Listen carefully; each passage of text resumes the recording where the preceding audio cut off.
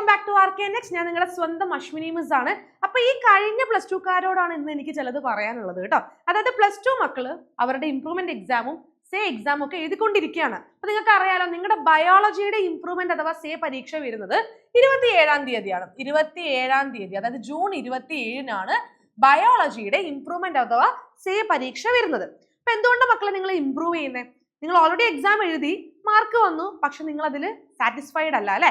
അതായത് നിങ്ങൾ വർക്ക് ചെയ്തിട്ടുണ്ടാകും, പക്ഷെ എങ്കിലും നിങ്ങൾ പ്രതീക്ഷിച്ച മാർക്ക് വന്നിട്ടില്ല. അപ്പം എന്തൊക്കെയോ മിസ്റ്റേക്സ് നിങ്ങളുടെ ഭാഗത്തുനിന്ന് വന്നല്ലോ, അതൊക്കെ റെക്ടിഫൈ ചെയ്തിട്ട് വേണം ഇനി വരാൻ പോകുന്ന പരീക്ഷ എഴുതാൻ. അതല്ല, ചില ആൾക്കാർ വിചാരിക്കുന്നുണ്ടാവും, ഞാൻ വേണ്ട പോലെ വർക്ക് ചെയ്തിട്ടില്ല, എനിക്ക് ഇനിയും പറ്റുമായിരുന്നു, എനിക്ക് ഇനിയും കൂടുതൽ സ്കോർ നേടാൻ പറ്റും എന്നുള്ളൊരു പ്രതീക്ഷയോട് കൂടിയാണ് എന്ത് ചെയ്യുന്നത്, കുറെ പേര് ഇംപ്രൂവ് ചെയ്യുന്നത്.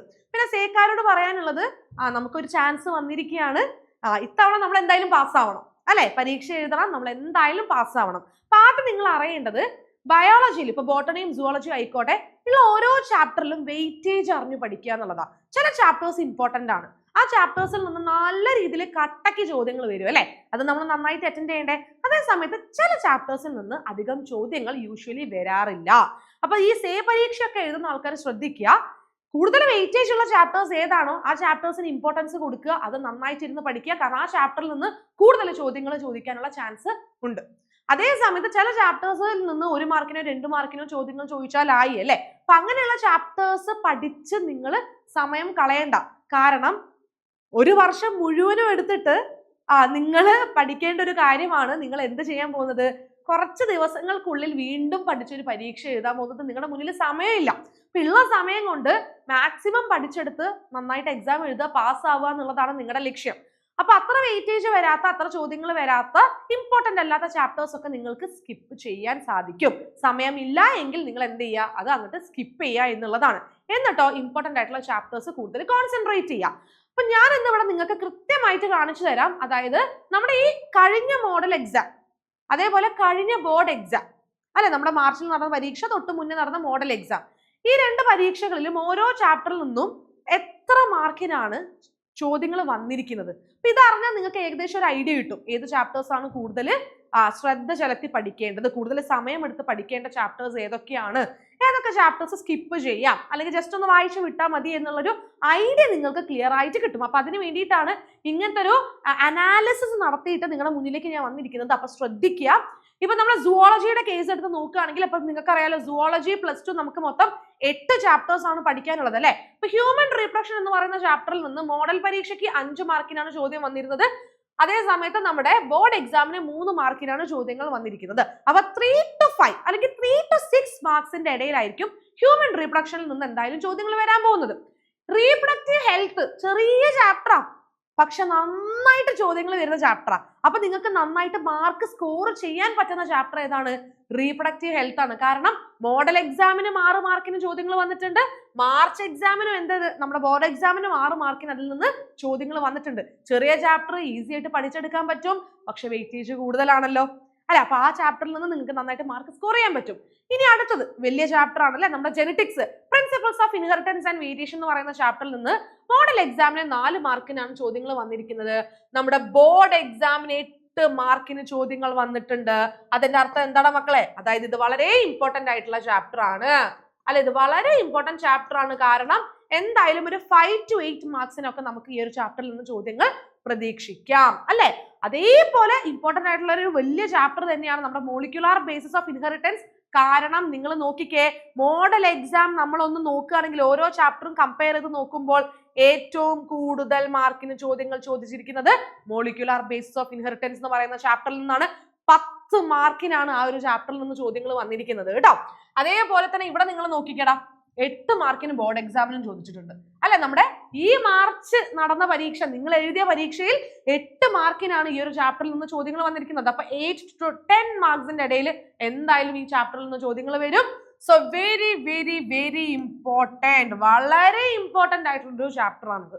സ്കിപ്പ് ചെയ്യാൻ പറ്റുമോ? പറ്റില്ല. അതിൽ ധാരാളം കാര്യങ്ങൾ പഠിക്കാനുണ്ട്. അതിൽ ഏറ്റവും കൂടുതൽ റിപ്പീറ്റഡ് ആയിട്ട് ഏത് ഭാഗത്തു നിന്നാണോ ചോദ്യങ്ങൾ വരിക, ആ ഭാഗം കോൺസെൻട്രേറ്റ് ചെയ്ത് പഠിക്കുകയാണെങ്കിൽ നിങ്ങൾക്ക് ഈസി ആയിട്ട് ക്വസ്റ്റ്യൻസ് ക്രാക്ക് ചെയ്യാൻ പറ്റും. ഓക്കെ, ഇനി എവല്യൂഷനിലേക്ക് വരികയാണെങ്കിൽ എവല്യൂഷനിൽ നിന്ന് മോഡൽ എക്സാമിന് 6 മാർക്കിനും അതുപോലെ ബോർഡ് എക്സാമിന് 4 മാർക്കിനുമാണ് ചോദ്യങ്ങൾ വന്നിരിക്കുന്നത് കേട്ടോ. ഓക്കെ, അതായത് ഒരു 4 to 6 ഇടയിലായിരിക്കും എവല്യൂഷനിൽ നിന്ന് ചോദ്യങ്ങൾ ചോദിക്കാൻ പോകുന്നത്. ഹ്യൂമൻ ഹെൽത്ത് ആൻഡ് ഡിസീസ് എന്ന് പറയുന്ന ചാപ്റ്ററിൽ നിന്ന് മോഡൽ എക്സാമിന് വന്നിരിക്കുന്നത് ഒറ്റൊരു ക്വസ്റ്റ്യൻ ആണ്, 1 മാർക്കിന്റെ. അതേ സമയത്ത് ബോർഡ് എക്സാമിന് വന്നിരിക്കുന്നതാണെങ്കിലോ 5 മാർക്കിനാണ് ആ ചാപ്റ്ററിൽ നിന്ന് ചോദ്യങ്ങൾ വന്നിരിക്കുന്നത് കേട്ടോ. ഓക്കെ, അപ്പം ബാക്കിയുള്ളത് കമ്പയർ ചെയ്ത് നോക്കുമ്പോൾ അത്ര ഇമ്പോർട്ടന്റ് അല്ല, പക്ഷെ എങ്കിലും 5 മാർക്കിന് വരെ ചോദ്യങ്ങൾ വരാൻ ചാൻസ് ഉള്ളൊരു ചാപ്റ്റർ ആണ് ഹ്യൂമൻ ഹെൽത്ത് ആൻഡ് ഡിസീസ് എന്ന് പറയുന്നത്. ഓക്കെ, അപ്പൊ 1 മാർക്കിന് വരുമോ, 2 മാർക്കിനോ, 3 മാർക്കിനോ, 5 മാർക്കിനോ വരാൻ ചാൻസ് ഉള്ളൊരു ചാപ്റ്റർ ആണ്. ഓക്കെ, അടുത്തതാണ് നമ്മുടെ മൈക്രോബ്സ് ഇൻ ഹ്യൂമൻ വെൽഫെയർ. അപ്പൊ മക്കളെ നിങ്ങളോട് പറയാനുള്ളത്, അതായത് പ്രത്യേകിച്ച് എനിക്ക് പറയാനുള്ളത് സേക്കാരോടാ. ഇംപ്രൂവ്മെന്റുകാർ എന്തായാലും എല്ലാം പഠിക്കും. സേക്കാരോട് പറയാനുള്ളത്, ഇപ്പൊ നിങ്ങൾക്ക് അധികം സമയം ഇല്ലാത്ത പക്ഷം, ഇപ്പൊ കുറെ എക്സാം ഒക്കെ എഴുതാനുണ്ട് നിങ്ങൾക്ക് എങ്കിൽ, അധികം സമയം ഇല്ലാത്ത പക്ഷം നിങ്ങൾക്ക് വേണമെങ്കിൽ ഈ microbes in human welfare, biodiversity and conservation പോലുള്ള ചാപ്റ്റേഴ്സിന് അധികം സമയം കൊടുക്കേണ്ട ആവശ്യമില്ല. അതിനധികം സമയം ചെലവഴിക്കാതെ ബാക്കി ചാപ്റ്റേഴ്സ് കോൺസെൻട്രേറ്റ് ചെയ്ത് പഠിക്കുകയാണെങ്കിൽ നിങ്ങൾക്ക് എന്ത് ചെയ്യാൻ പറ്റും, കുറച്ചും കൂടി പാസ് ആവാനുള്ള ചാൻസ്, അല്ലെങ്കിൽ കുറച്ച് നല്ല മാർക്ക് വാങ്ങാനുള്ള ചാൻസ് നിങ്ങൾക്ക് കൂടുതലായിരിക്കും. കാരണം മൈക്രോബ്സ് ഇൻ ഹ്യൂമൻ വെൽഫെയർ ഈ ഒരു ചാപ്റ്ററിൽ നിന്ന് 4 മാർക്കിന് മോഡൽ എക്സാമിന് ചോദിച്ചു, 2 മാർക്കിന് മാത്രമാണ് എന്തിനു ചോദിച്ചിട്ടുള്ളത്, നമ്മുടെ ബോർഡ് എക്സാമിന് ചോദിച്ചിട്ടുള്ളത്. ബയോഡൈവേഴ്സിറ്റി ആൻഡ് കൺസർവേഷൻ ആണെങ്കിലോ ഒരു 3 മാർക്കിനെ മാക്സിമം ഈ ഒരു ചാപ്റ്ററിൽ നിന്ന് ചോദ്യങ്ങൾ വരുള്ളൂ. 3 മാർക്ക് മാക്സിമം 3 മാർക്കിനെ ഈ ഒരു ചാപ്റ്ററിൽ നിന്ന് ചോദ്യങ്ങൾ വരുള്ളൂ. ഓക്കെ, അപ്പൊ വെയിറ്റേജ് കൂടിയ ചാപ്റ്റേഴ്സ് നിങ്ങൾ എന്ത് ചെയ്യുക, ആദ്യം പഠിക്കുക. സമയം ഉണ്ടെങ്കിൽ മാത്രം ഈ ലാസ്റ്റത്തെ 3 ചാപ്റ്റേഴ്സിലേക്ക് നിങ്ങൾ പോയാൽ മതി. ഓക്കെ, അപ്പൊ സേക്കാർക്ക് കുറച്ചും കൂടി സമയം കിട്ടും. വെയിറ്റേജ് കൂടിയ ചാപ്റ്റേഴ്സ് പഠിക്കുകയാണെങ്കിലല്ലേ നല്ല മാർക്ക് കിട്ടുള്ളൂ. അപ്പൊ അങ്ങനെ കുറച്ചും കൂടി സമയം നിങ്ങൾക്ക് സേവ് ചെയ്യാൻ പറ്റും. എന്നിട്ട് നിങ്ങൾ എന്ത് ചെയ്യാം, ഒന്ന് വായിക്കാനുള്ളൊരു സമയം മാത്രം ഈ ഒരു ചാപ്റ്റേഴ്സിന് കണ്ടെത്താം. ഓക്കെ, ഇൻ കേസ് നിങ്ങൾക്ക് സമയം ഇല്ലെങ്കിലുള്ള കാര്യമാണ്, അല്ലെങ്കിൽ ഞാൻ പറയും നിങ്ങളുടെ എല്ലാം പഠിക്കാനേ പറയുള്ളൂ. Okay, yes. അപ്പം ഇങ്ങനെയാണ് നമ്മുടെ ഏകദേശം സുവോളജിയുടെ വെയിറ്റേജ് വരുന്നത്. ഇനി നമ്മൾ ബോട്ടണിയിലേക്ക് പോവുകയാണെങ്കിൽ നിങ്ങൾക്ക് മൊത്തം 5 ചാപ്റ്റേഴ്സ് ആണ് പഠിക്കാനുള്ളത് അല്ലെ. ചാപ്റ്ററിന്റെ എണ്ണം കുറവ്, 5 ചാപ്റ്റേഴ്സ് അല്ലേ ഉള്ളൂ. അപ്പൊ എല്ലാ ചാപ്റ്ററിനും ഏകദേശം ഈക്വൽ ഇമ്പോർട്ടൻസ് വരും. കാരണം ഈ 5 ചാപ്റ്ററിനെ നിങ്ങൾക്ക് 30 മാർക്കിന് ചോദ്യങ്ങൾ വരാനുള്ളൂ. ചാപ്റ്റേഴ്സിന്റെ എണ്ണം കൂടുകയാണെങ്കിൽ നമുക്ക് വീണ്ടും സുവോളജി പോലെ നമുക്ക് പറയായിരുന്നു ഈ ചാപ്റ്റർ ഇമ്പോർട്ടന്റ് അല്ല, നിങ്ങൾ വിട്ടേക്കൂന്ന്. പക്ഷെ ബോട്ടണിയുടെ കേസിൽ അത് നടക്കൂല. മക്കളെ നോക്കിക്കേ, sexual reproduction in flowering plants എന്ന് പറയുന്ന ചാപ്റ്റർ, ഈ ചാപ്റ്ററിൽ നിന്ന് 8 മാർക്കിന് മോഡൽ എക്സാമിനും 8 മാർക്കിന് ബോർഡ് എക്സാമിനും ചോദ്യങ്ങൾ വന്നിട്ടുണ്ട്. വളരെ ഇമ്പോർട്ടന്റ് ആയിട്ടുള്ള ചാപ്റ്റർ ആണ് sexual reproduction in flowering plants. അതേപോലെ നിങ്ങൾ ബയോടെക്നോളജി പ്രിൻസിപ്പിൾസ് ആൻഡ് പ്രോസസ് നോക്കിക്കേ, വലിയ ചാപ്റ്റർ. ഇപ്പൊ നമ്മൾ സുവോളജിയിൽ ജെനറ്റിക്സ് പറയുന്ന പോലെ തന്നെയാണ് ബോട്ടണിയില് ബയോടെക്നോളജി 8 മാർക്കിന് മോഡൽ എക്സാമിനും അതുപോലെ തന്നെ 11 മാർക്കിനാണ് നമ്മുടെ ബോർഡ് എക്സാമിന് ഈ ഒരു ചാപ്റ്ററിൽ നിന്ന് ചോദ്യങ്ങൾ വന്നിരിക്കുന്നത്. Very very very important chapter, വളരെ ഇമ്പോർട്ടന്റ് ആയിട്ടുള്ള ചാപ്റ്റർ ആണ്. സ്കിപ്പ് ചെയ്താൽ കൂടുതൽ ക്വസ്റ്റ്യൻസ് നിങ്ങൾക്ക് അറ്റൻഡ് ചെയ്യാൻ പറ്റില്ല. അപ്പൊ സേക്കാരായിക്കോട്ടെ ഇംപ്രൂവ്മെന്റുകാരായിക്കോട്ടെ ആ ചാപ്റ്ററിന് സമയം നിങ്ങൾ കൊടുത്തേ പറ്റുള്ളൂ. നന്നായിട്ടിരുന്ന് പഠിക്കുക. ബയോടെക്നോളജി ആൻഡ് ഇറ്റ്സ് ആപ്ലിക്കേഷൻ നോക്കുകയാണെങ്കിൽ മോഡൽ എക്സാമിന് 8 മാർക്കിന് ചോദ്യങ്ങൾ വന്നിട്ടുണ്ട്.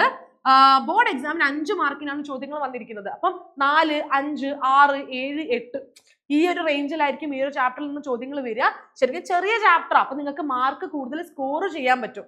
ചെറിയ ചാപ്റ്റർ പെട്ടെന്ന് പഠിച്ചെടുക്കാൻ പറ്റും. അപ്പൊ അവിടെ നിങ്ങൾക്ക് കൂടുതൽ മാർക്ക് കിട്ടുകയും ചെയ്യും അല്ലെ. അടുത്തത് ഓർഗാനിസംസ് ആൻഡ് പോപ്പുലേഷൻ, ചെറിയ ചാപ്റ്റർ ആണ്. ഈ ചാപ്റ്ററിൽ നിന്ന് 5 മാർക്കിനോ 7 മാർക്കിനൊക്കെ ചോദ്യങ്ങൾ വരുള്ളൂ. ഇപ്പൊ മോഡൽ എക്സാമിന് 5 മാർക്കിന്, മാർച്ച് നമ്മുടെ ബോർഡ് എക്സാമിന് 7 മാർക്കിനാണ് ഈ ഒരു ചാപ്റ്ററിൽ നിന്ന് ചോദ്യങ്ങൾ വന്നിരിക്കുന്നത്. എക്കോ സിസ്റ്റം എന്ന് പറയുന്ന ചാപ്റ്ററും ഇമ്പോർട്ടന്റ് ആണ്. ശരിക്കും പറഞ്ഞാൽ അധികം എന്താ പറയാ, നമ്മള് തലയിലേക്ക് എടുത്ത് നമ്മൾ ഭയങ്കരമായിട്ട് കോൺസെപ്റ്റ് ക്ലിയർ ആക്കി അങ്ങനെ നമ്മൾ ടെൻഷൻ അടിച്ച് പഠിക്കേണ്ട ഒരു ചാപ്റ്റർ അല്ലേ എക്കോ സിസ്റ്റം അല്ലെ. സിമ്പിൾ ആയിട്ട് പഠിക്കാൻ പറ്റും. കുറെ കോമൺ ആയിട്ടുള്ള കാര്യങ്ങൾ, പണ്ട് നമ്മൾ പഠിച്ച കുറെ കാര്യങ്ങൾ, ബേസ് ആയിട്ടുള്ള കാര്യങ്ങളൊക്കെ നമ്മൾ ഓൾറെഡി പഠിച്ചിട്ടുണ്ട്. അപ്പൊ അങ്ങനെയുള്ള കുറെ കാര്യങ്ങളെ ആ ചാപ്റ്ററിൽ വരുന്നുള്ളൂ. പക്ഷെ ആ ചാപ്റ്ററിന് വെയിറ്റേജും കൂടുതലാണ്. കാരണം 10 മാർക്കിന് മോഡലിനും 8 മാർക്കിനും നമ്മുടെ ബോർഡ് എക്സാമിനും ചോദ്യങ്ങൾ വന്നിട്ടുണ്ട്. അപ്പൊ അവിടെയും നിങ്ങൾക്ക് എന്ത് ചെയ്യാൻ പറ്റും, ഈസി ആയിട്ട് മാർക്ക് സ്കോർ ചെയ്യാൻ പറ്റും. അപ്പൊ അങ്ങനെയുള്ള ചാപ്റ്റേഴ്സ് ഏതൊക്കെയാണെന്ന് മനസ്സിലാക്കിയിട്ട് വേണം നിങ്ങൾ എന്ത് ചെയ്യാൻ, പഠിക്കാനായിട്ട്. ഓക്കെ, അപ്പൊ ഇതാണ് നമ്മുടെ സുവോളജിയുടെയും ബോട്ടണിയുടെയും കേസ്. അപ്പൊ 27-ാം തീയതിയാണ് എക്സാം. കുറച്ച് ദിവസങ്ങൾ നിങ്ങളുടെ മുന്നിലുണ്ട്. അപ്പൊ നിങ്ങൾ എന്ത് ചെയ്യുക, വെയിറ്റേജ് മനസ്സിലാക്കി ഇമ്പോർട്ടന്റ് ടോപ്പിക്സ് ഏതാണ് ഓരോ ചാപ്റ്ററിൽ നിന്നും എന്നുള്ളത് മനസ്സിലാക്കി വേണം നിങ്ങൾ എന്ത് ചെയ്യാൻ, നിങ്ങൾ പ്രിപ്പയർ ചെയ്യാൻ വേണ്ടിയിട്ട്. എന്തായാലും നിങ്ങൾ പേടിക്കേണ്ട, നിങ്ങൾക്ക് തന്നെ അറിയാലോ ഇനി ഒരു ചാൻസും കൂടിയാണ് മുന്നിലുള്ളത്. അത് കഴിഞ്ഞ് എനിക്ക് അടുത്ത പരിപാടിക്ക് പോകണം എന്ന് നിങ്ങൾക്ക് അറിയാലോ അല്ലെ, പുതിയ കോഴ്സ് ഒക്കെ എടുത്ത് നിങ്ങൾക്ക് പോണ്ടേ. അപ്പൊ നിങ്ങൾ എന്ത് ചെയ്യുക, ഉള്ള സമയം നന്നായിട്ട് യൂട്ടിലൈസ് ചെയ്ത് നന്നായിട്ട് ഇരുന്ന് പഠിക്കുക.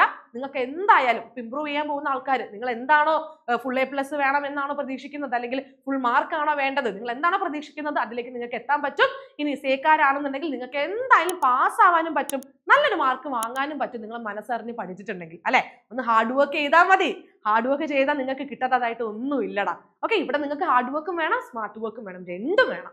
ഓക്കെ അല്ലേ. അപ്പൊ ഇതുപോലെയുള്ള അപ്ഡേറ്റ്സ് ഒക്കെ നിങ്ങൾക്ക് കിട്ടണമെന്നുണ്ടെങ്കിൽ നിങ്ങൾ എന്ത് ചെയ്യുക, നമ്മുടെ RK-NEXTന്റെ വാട്സ്ആപ്പ് കമ്മ്യൂണിറ്റി ഗ്രൂപ്പിൽ നിങ്ങൾ ജോയിൻ ചെയ്യുക. ഇതാണ് നമ്പർ, നിങ്ങൾ എന്തായാലും ജോയിൻ ചെയ്യുക. നിങ്ങൾക്ക് വേണ്ടതായിട്ടുള്ള നോട്ട്സും ലൈവിന്റെ അപ്ഡേറ്റ്സും കാര്യങ്ങളൊക്കെ നിങ്ങൾക്ക് അതിൽ കിട്ടുന്നതായിരിക്കും. ആൻഡ് ഓൾസോ പറയാനുള്ളത്, സബ്സ്ക്രൈബ് ചെയ്യാൻ മറക്കരുത്. ഇതുപോലെയുള്ള ഇമ്പോർട്ടന്റ് ആയിട്ടുള്ള അപ്ഡേറ്റ്സും ഇതുപോലുള്ള കുറേ ഇൻഫോർമേറ്റീവ് വീഡിയോസ് ഒക്കെ കിട്ടണമെങ്കിൽ നിങ്ങൾ എന്ത് ചെയ്യുക, നമ്മുടെ ചാനൽ സബ്സ്ക്രൈബ് ചെയ്യുക, നോട്ടിഫൈ ചെയ്യാൻ മറക്കരുത്. സോ ഇതുപോലെയുള്ള ഒരു വീഡിയോ ആയിട്ട് നമുക്ക് കാണാം. Children by.